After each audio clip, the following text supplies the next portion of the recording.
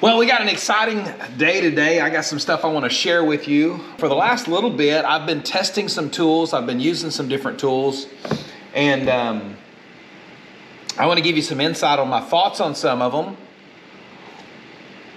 If you're just getting into this Mustang thing that we've been doing, or working on cars, or anything like that, or if you're just a shop kind of person, you know, mostly the stuff I specialize in for my channel have to do with building coupe to fastback Mustangs. But if you're just a tool person, this will be a good video to kind of start looking at some tools. I've picked out some of my favorite tools that I love to use specifically for like building these cars, but I also picked out some tools that I think if you just have a shop and you're going, man, what should I get in this area? Some of these tools are tools that I think would be really, really good for you. So that's going to be today. We're going to look at some tools. It's going to be a tool video. All right, so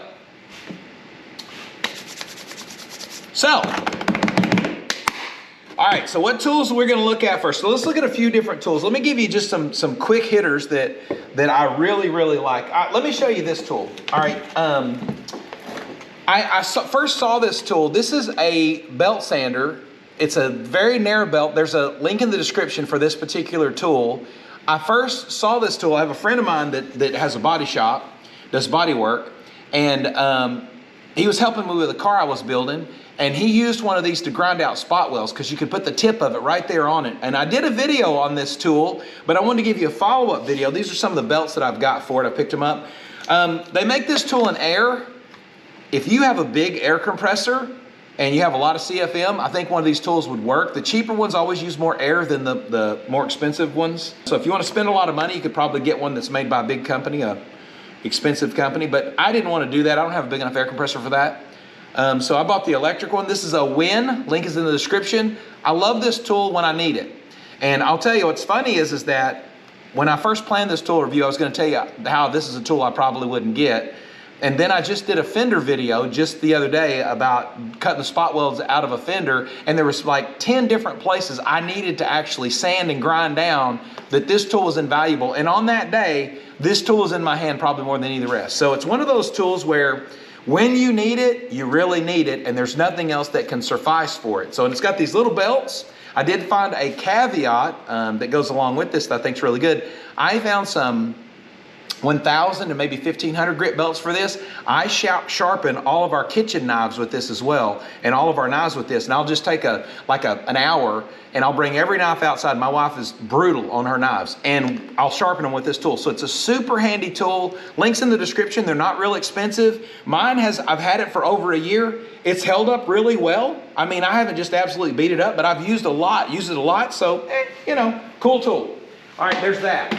Here's one. This is a good one. I'm going to put a link in the description of this one. This is a Braun, which is a Harbor Freight model. This is a fluorescent light.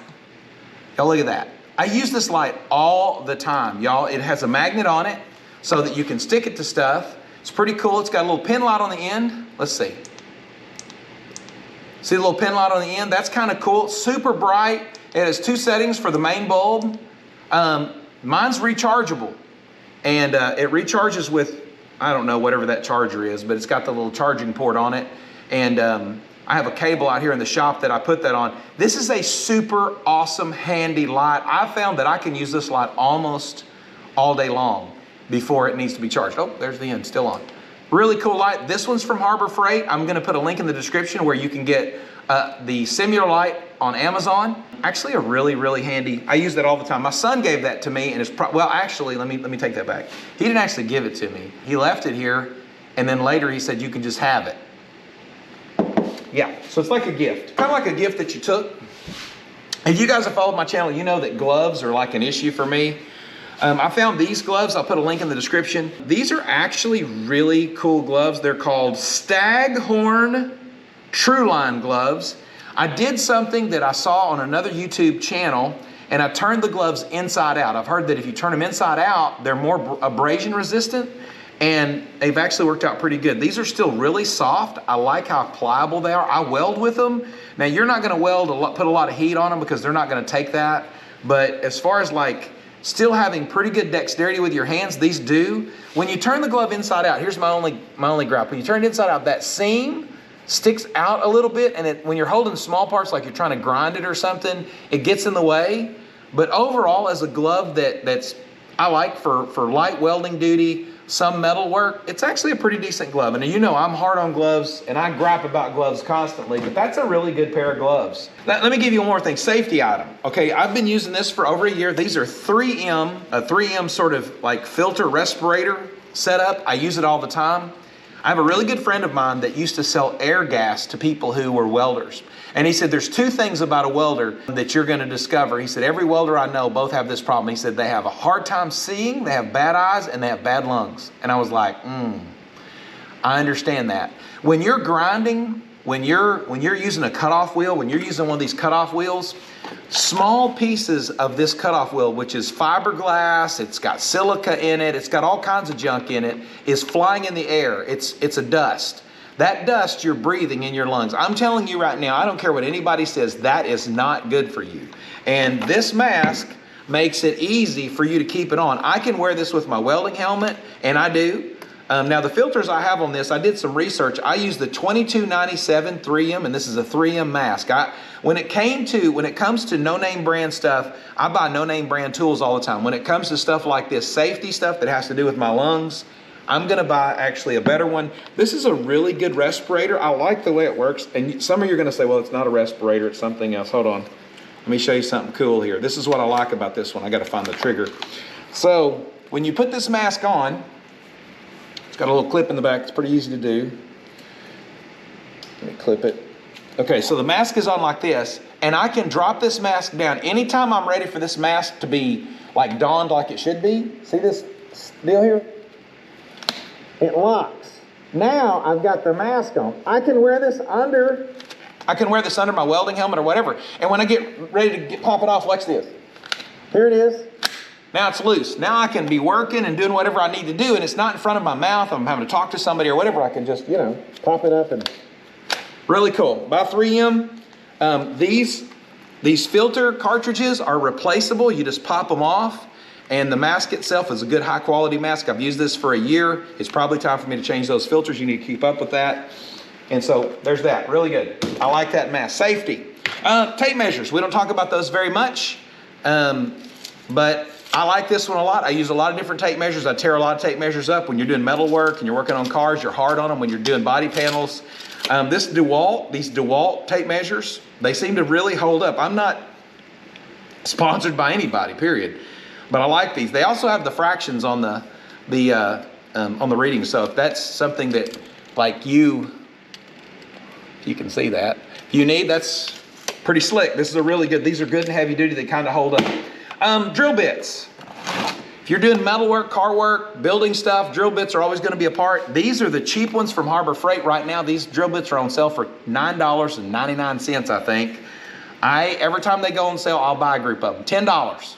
$10, these bits will last several jobs. And if you look at this one, this is an older one, you'll see where there's bits in there. That's bits that have been broken. That's bits that have been worn out and torn up. I don't sharpen drill bits. That is a job for somebody else. I can't get that right. So I just buy these. This one here's broke. I don't mind grinding the end off of them or whatever. Why? Because I'm gonna have several sets of these. And for $10, I can probably buy 2 sets of these a year, and I've got every drill bit that I need. They're good to go. Harbor Freight, $10. What else? All right, let me give you an update on batteries. Now, this is a big one. This is a Whately battery, and I talked about these batteries, and I actually had these on a video, and I'm going to give you a follow-up on these. These are the replacement for the DeWalt batteries. Now, this is obviously a smaller amp hour battery than these are.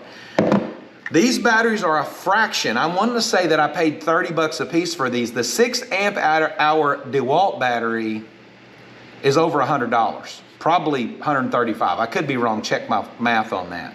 So I bought these at $30. I could buy 2 of these for half of what it costs to buy the DeWalt one. And to be frank with you, I've been incredibly impressed with these. I don't think I've had these quite a year. I think I've had them 3 or 4 months, but I've been really impressed with life, amp hours. They fit on a regular DeWalt, the 20 volt DeWalt, shoe. I've run them on heavy, these tools like grinders and stuff like that. They're heavy on these batteries. I've liked these a lot. Here's the caveat, okay? This battery, I want you to look, I've got them both charged, Can you see that? One's only showing one light, one's showing 3. This battery stopped charging not long after I got it. Now here's the deal. Let me hook it up on my thing here. It's still working, sort of. It sounds like it's getting it. Did you hear that? Let's listen on this one. It's a little faster. You hear that? So listen to this battery again. Listen. Not very loud. Listen to this one. So this is the battery that charges up. It's showing three dots. This one stopped charging, and the battery charger, and I've got several chargers. I put it on different ones and tried it.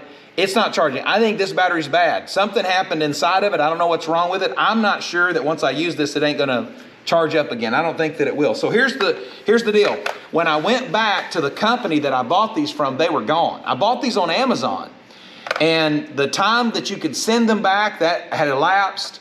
There was no remedy.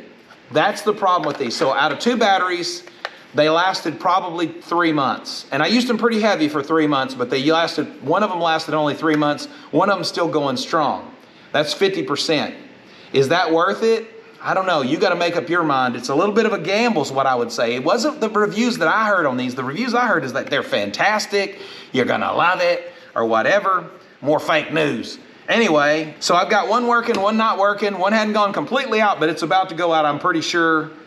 You use your own mind. They're roughly a quarter of what a DeWalt battery would cost. I'll say this, these DeWalt batteries, I've never had a problem out of a genuine DeWalt battery, but gosh, they are expensive. They're just so high. For me, I'm gonna go again with these again. They've got one now that I think's an 8 amp hour. I'm probably gonna do them again. I still feel like even though I got one battery bad, I still feel like it was a good value. So I'm probably going to do it again. You tell me what you think. Comments in the description. What has been your experience if you've been using these Whately batteries, or if there's a different off-brand battery that you know of that you've had good experience with? Give me a comment because I'd love to see it. But this one, it's not working. The DeWalt ones I don't have any trouble with, but that one's not working. Okay, let me show you this. I found this little flapper disc thing for my little air grinder sander thingy. This is a cheap one.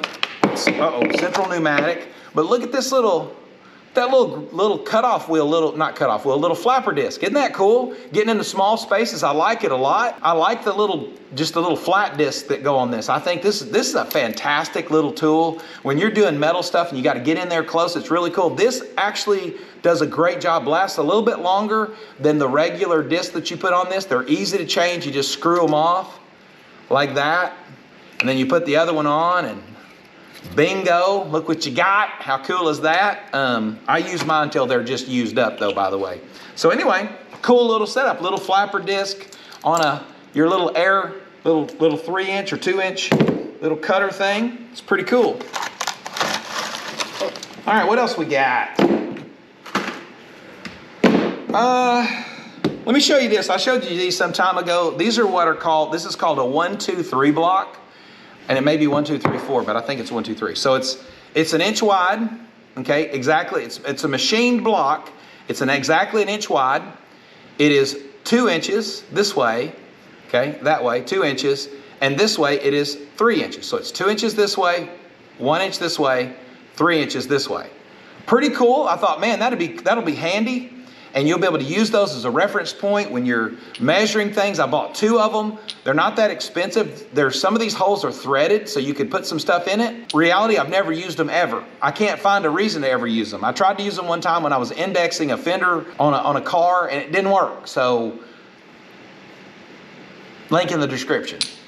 If you want something that you just can tell people about. I guess you could double them, put them together. I don't know. If you use these and you got a good use for them, then let me know. I don't. They didn't work for me. Let me give you one more thing. That if you're doing these old Mustangs like we do, let me show you something that is a requirement. This is a spot weld cutter, okay? In the end of this cutter, I want to show you, the end of this cutter, there is a pointed little tip, okay? That little tip compresses, it's on a spring, goes inside there. You drill a pilot hole or you drill a partial pilot hole. This indexes itself in that hole, and this cutter head cuts the metal out that you're trying when you're trying to separate two panels, okay? This one, I've got a link in the description. This is one that I absolutely love. I've used the fool out of it. It comes with a squillion little cutter heads. Look at that. Just a box full of them. This is a no-name brand, and it cuts like the dickens. I'm telling you, and it will cut through metal. It's very impressive. I use it a lot. Something I use with mine, this is some like waxy type stuff that goes on the end of my MIG welder. So when you're welding with your MIG welder, slag will actually build up in the end of that MIG welder's tip. If you get that MIG welder tip hot, you can dip it in there, and this gets inside of that, and it's like no stick Pam, you know what I'm saying, for your welder. I actually will dip my spot weld cutter in that, and it gives it lubricant, and as the spot weld cutter heats up and it's cutting, this will melt out of it, and it'll give lubricant to it, and these tips last a long time when you do that. So, but this is a really good spot weld cutter, and I'll link that for you if you're interested in that. If you're gonna be doing these old Mustangs, you're gonna need these. This is gonna be your buddy. Let me show you another cutter, one that I got this year. I'm doing some dimple die work in my car, and the dimple dies that I have actually cut the metal, supposed to cut the metal when you press it out. They don't do a good job. So I bought this one. This is a carbide tipped cutter head. I really like this. This cuts metal really well. You have to take your time because in sheet metal, once it starts to break through, it'll hang up really easy. So if you just let it cut through gently without you putting a lot of force on it, works really well. Seems to really last a while. Good hole cutters are invaluable when you're trying to save some time because these can really burn up your day if they don't cut too well. I like this one a lot. It's a really good one. Panel bonding. When you're putting panels on your car, let me show you a couple of options that are out there, and I'm just going to be completely honest with you about something. I listen to these guys talk, and I watch them use these Phillips screws to put panels on your car. Some people will use these. This is called a Cleco. There's a little wrench tool that goes on it, and you stick it, you drill a hole, you stick it in the hole, and it kind of holds the panel in place. These work great. If that panel doesn't need to be pinched up tight, if it's not taking a bow out of it, if you're not really needing that panel to be, again, pinched up tight to the next panel, these work fine. They work pretty good. I don't have a problem with Clecos. It's easy to take the panel on and off. You don't have metal fatigue from running a screw in and out of it a bunch. But when you're putting a body on one of these Mustangs, these have a limited use because most of the panels you're putting on that Mustang, you need that panel to bond there. It needs to be on there tight and it needs to be held on there. I don't like the Phillips head screw ones. Here's what I use. I use a regular sheet metal screw with a little, I think that's a 5/16 head.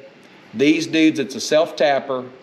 These dudes right here work great. They don't get in your way. When you go back and you're welding the car up, you zip this out, you run your MIG over the top of that hole and you fill that hole back up. These actually work a lot better than the Phillips screw things. You're over there stripping out the screw. That dude there is gonna get in there and get with it, hold it tight. Super helpful. When you're putting panels on a car, that's what I'd use. Let me show you another Harbor Freight tool. This is a hole punch, air hole punch / it puts a flange on it. So it'll do a flange on one side, it'll do a hole punch on the other side. Invaluable. When you're putting those body panels back on the car, I've seen people in videos recently where they will punch these holes and they don't expand them at all and they just weld the size of this hole. I don't know what size hole this is, but it's pretty small when it punches it. I don't feel comfortable with that. I always run a drill bit through mine, widen the hole out so that the plug weld, not spot weld, but plug weld is a little bit bigger, gives you a little bit more surface area to hold it in there.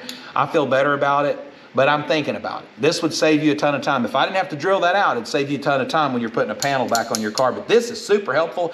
Even just giving you the pilot hole so that you can open it up with, say, a step bit. This thing, it's a life-saving piece. You gotta have an air compressor, but if you got an air compressor, that sucker bill, whoo, son. All right, let me show you a cool tool. I'm gonna tell you this tool here I have not had for a super long time, but I've already fallen in love with this. This is made by Dole. I got this at Harbor Freight, but you can get them in a lot of different places. I don't even know what this thing's called. Rivet nut tool. This is a tool that uses, these little, what's called rivet nuts, okay? This little thing goes through the panel. You drill a hole, it goes through the panel. It goes, well, let me show you first. It goes on this tool, like this. Hold on, you spread the arms of it out. Like that. It goes through the panel of metal. You push the arms together. You push this together. And when you do, this thing, like a rivet, it squashes out and it stays in the panel. And this little nut is flush and it's firmly planted in that panel. It's got little ridges in it, keeps it from spinning, and you can screw a bolt into it. Y'all, I'm telling you right now, that is a dandy and is handy. Now, I don't know if they make these little rivet nuts in stainless steel. If you know, comment, but that would be really cool for body panels on a car. But I've used it on four-wheeler stuff. I've used it on so many different things. This is an amazing deal. I need to find a good resource, and I will, and I'll put a link in the description for these nuts. I put mine, let me show you, in a tackle box. You see what I'm saying? And I've got those nuts in there, and they're separated by the size. And by the way, the head of this thing is specific to the size of the rivet nut, and it does a lot of different sizes, even metric. So if you were doing metric bolts or you're doing SAE, whatever, you can do it. This sucker, Bill, is cool. And I'm telling you right now, I've used the fool out of it already. I hadn't had it very long, but that's a cool tool. All right, let me show you one more thing that I did. And this is something for you to think about. Over the years, I find myself liking a tool made by one company, a cordless tool made by one company, and the other company doesn't make it. And the hard thing is, you're like, well, wait a second. If I buy that tool that's, say, for instance, the Bauer tool, I got a Bauer tool, but I've been buying DeWalt batteries. Well, they sell adapters. This is an adapter. What I did was, and here's how I put together my cordless tools. I personally like the DeWalt tool a lot, but the DeWalt tools are expensive. And so, like, I don't have one. I've got another one of these impact drivers that's a Bauer impact driver that I use for automotive stuff when it's greasy. I use this a lot of times for clean jobs where it's wood stuff, where it's not just getting covered in grease and getting beat the fool out of. I like this tool a lot. But my primary charging stations are DeWalt. And as batteries began to go out on some of these other tool companies, what I started doing was buying these adapters, and I began to buy the batteries. Like I was telling you, these Whelen batteries, I bought them to fit the 20 volt DeWalt. And I just make every tool I've got, I buy an adapter for it so that it uses the 20 volt DeWalt. Now, this is an 18 volt DeWalt. This is an old school drill, but I put the adapter on it so that 18 volt will use that new lithium ion 20 volt batteries from DeWalt, or these batteries that I bought that are a different brand. All I've got to do now is slide that little dude on there. Look at that. Isn't that pretty cool? Yeah, makes for a great tool. So I just adapted everything to that. So even on I've got an old, this is a Craftsman, great drill though, 19.2 volt drill. It was belonged to my father-in-law. It was brand new, but I couldn't get batteries for it anymore. So you know what I did? I go online and I buy an adapter, and guess what now? It uses my DeWalt batteries. It adds a little space to it. Yes, I understand that. But look on the back of it. This one's got like a little USB charger on there. I could be like, I'm going to drill some screws and charge my phone. Right? Pretty slick. Even my Bauer tools. Now, Bauer batteries, I've had terrible luck with the small Bauer batteries. The bigger ones, like the 5 amp hour battery that Bauer makes, I've had really good luck with one of those. But on the smaller ones, I bet I take back 2 out of every 3 that I get. They just go to crap. So, but this has got the adapter, and guess what now? Even my Bauer tools now run off of the same DeWalt battery, 20 volt battery shoe that all my DeWalts run off of. It's a slick little setup. So everything basically comes back to this. All I'm doing now is buying DeWalt style batteries, and they fit all of my tools. These adapters, I'll put a link in the description. These adapters are made by a bunch of different companies. I have not found a lick of difference between any of them. Some I've bought from a couple of different companies. These are just cheap little adapters. Now, some of them are a little bit more expensive, like the Craftsman one, because I bet they don't sell as many of those. This one's a little more expensive. The Bauer one, I don't know that I've paid $12 for that maybe.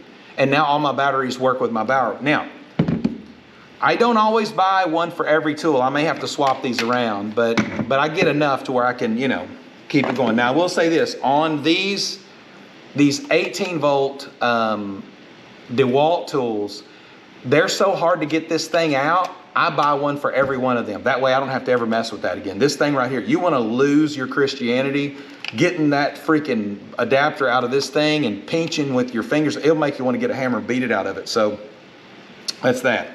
Little tool adapter. All right. I think that's all the tools that I can show you today. We may look at some more, but these actually work really good. Again, links in the description. You can use those if you want to.